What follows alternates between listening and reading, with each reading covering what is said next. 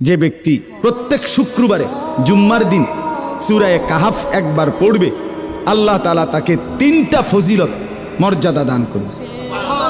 নবীজি সাল্লাল্লাহু আলাইহি সাল্লাম বলছেন, 1 নাম্বার, এই সূরা পুরাটা যে পড়বে শুক্রবার দিন, আল্লাহ তাআলা তার জমিন থেকে মানে তার পায়ের নিচ থেকে 7 আসমান পর্যন্ত তার জন্য পুরাটা জায়গা নূর আলোকিত করে দিবে।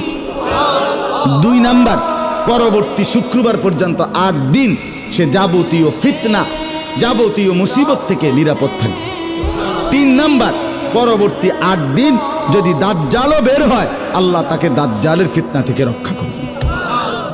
এই জন্য যাদের হিম্মত হয়, মহব্বত লাগে, দিল লাগে, তো তারা প্রত্যেকেই চেষ্টা করবেন প্রত্যেক শুক্রবার দিন সূরা কাহাফ তেলাওয়াত করার। আল্লাহ তাআলা তৌফিক দান করেন।